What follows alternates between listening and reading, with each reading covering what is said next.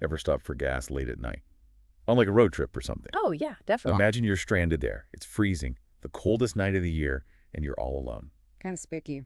That was Dana Ram's last night in December 1986. Sadly, she never made it home. That's why we're doing this deep dive today, exploring the case of this 20-year-old free spirit who was murdered in California.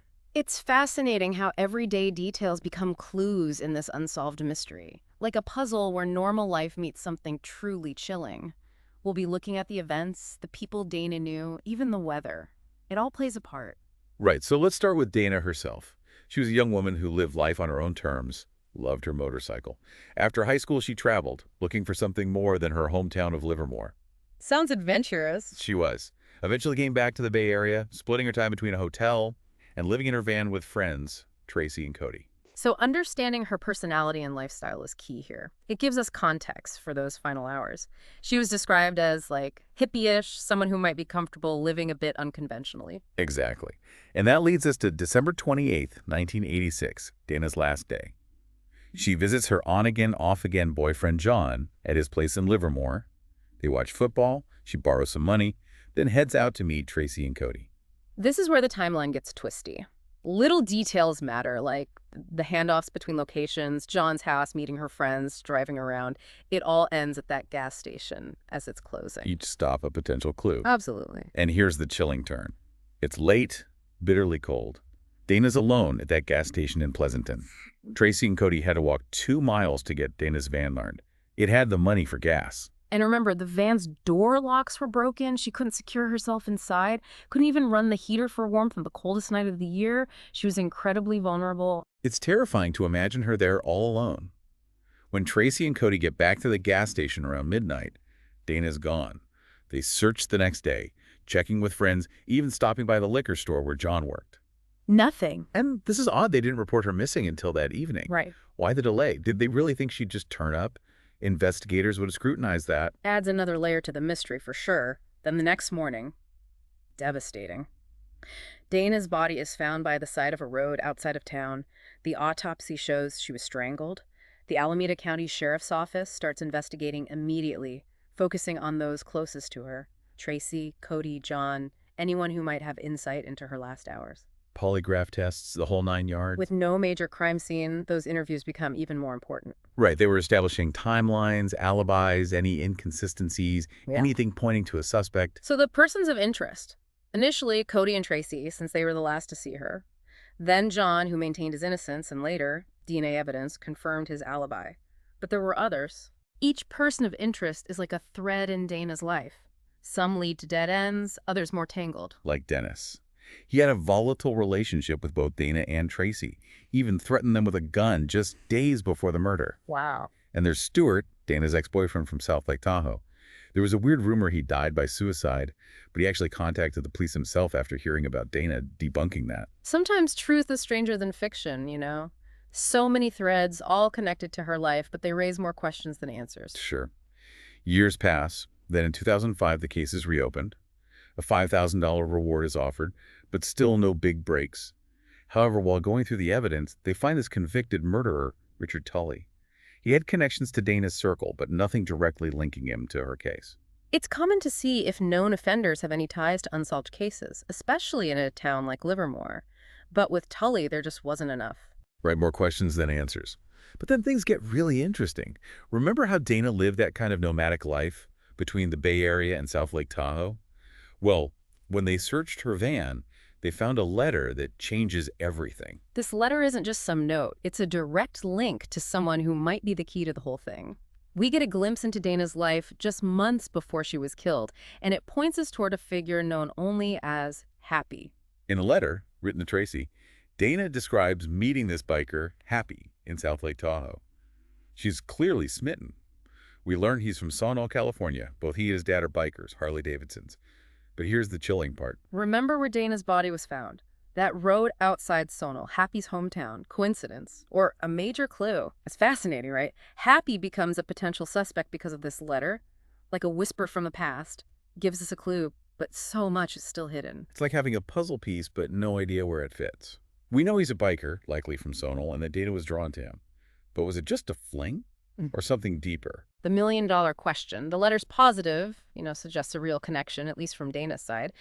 But did they keep in touch after Tahoe? See each other again? Were there more letters, other ways they communicated? And the timing. It lines up, right? Yeah. She's last seen alive a few months after writing about Happy. Then her body's found in his town. Hard to ignore that for sure. It's what investigators call geographic profiling. Criminals often stick to areas they know, their comfort zone. So the fact that Dana's body was found in Sonal, Happy's supposed hometown, it raises serious questions. But we can't jump to conclusions. We don't even know if Happy is his real name. Could be a nickname, anything. Yeah. And even if he did know Dana, doesn't automatically make him a killer. Exactly. Got to consider all angles. Maybe Happy knew things about Dana's life, the people she was with. Maybe he saw something suspicious before she disappeared. Or he could be totally innocent, just someone whose name popped up in a letter. And the letter itself is so vague. We have no physical description of Happy, just biker, Harley Davidson. That could be a lot of people. Hundreds, maybe thousands. That's where hoping people remember things comes in. Detective Smith, he's dedicated to this case, and he's banking on someone recognizing that description. Someone who lived in Sonal back then, hung out at biker bars, maybe a mechanic, someone who might have seen Happy around. He thinks someone holds a piece of the puzzle. Exactly. Could be anyone. It's what makes cold cases so fascinating. A tiny detail, a forgotten memory. That's sometimes all it takes. And that's why we're reaching out to you, the listener. If Happy rings a bell, any information, no matter how small, contact the Alameda County Sheriff's Office, Cold Case Homicide Unit. Don't underestimate your memory. Even a small detail could be the missing link to solving this. 36 years is a long time to wait for answers. Yeah. Dana's family deserves justice, and maybe you can help them get it. We'll give the contact info at the end, but for now, let's think about why this case grabs people, even after all this time. I think it taps into some basic fears we all have. Being stranded, vulnerable, in the middle of nowhere late at night. It's relatable. It also reminds us that life is fragile, and how unsolved cases affect everyone, not just the families. You're right. And Dana's story is especially sad because she was so young, just starting out, finding her own way. Makes her death even more tragic. And then there's Happy himself. Is he a lover, a friend, something darker? We need answers. Plus the time that's passed, 36 years, memories fade, evidence gets lost. But there's still hope. Someone might remember something that helps solve this. That's why it's important to keep these cases alive, talk about them, share the story, encourage people to come forward, keep that hope going. And sometimes one little spark is all it takes for a breakthrough. Maybe you, the listener, have that spark. Maybe you have a piece of information that could bring justice for Dana, finally give her family peace. Remember, no detail is too small. Anything you remember about Dana, the people she knew, especially Happy, it could be crucial. Don't let time stop you from speaking up. Justice doesn't have a deadline. In Part 3, we'll look at the ongoing efforts to find Dana's killer and how you can help. So we've been deep diving into the puzzling case of Dana Ram, her life cut short back in '86, the mysteries surrounding her death, all those unanswered questions, and the shadow of Happy. This story is far from over. And that's the thing with cold cases like this, they're never truly closed. Technology advances, dedicated investigators, and public awareness. Those can lead to breaks in the case even decades later. Which is what's happening with Dana's case right now, right? Yeah. The Alameda County Sheriff's Office is going back over the evidence, hoping new tech can find what was missed. Think about DNA testing, how much it's changed since 1986. They can analyze tiny samples now, even degraded ones. It could be huge for identifying anyone whose DNA was found on Dana or at the scene, even if it was missed before. It's not just DNA, though. They've got all sorts of tools now, right? Fingerprints, fibers, microscopic evidence, all these things can shed new light on an old case. Absolutely. And sometimes just looking at the old evidence with fresh eyes helps. What seemed unimportant years ago could be a big deal now with experience and new info. Right, and don't forget about people. Someone out there might have the key to this whole thing. Maybe a memory came back, an old conversation, something they didn't think was important back then. That's why it's so important to keep Dana's story out there. Even if you think your information is nothing, tell the authorities.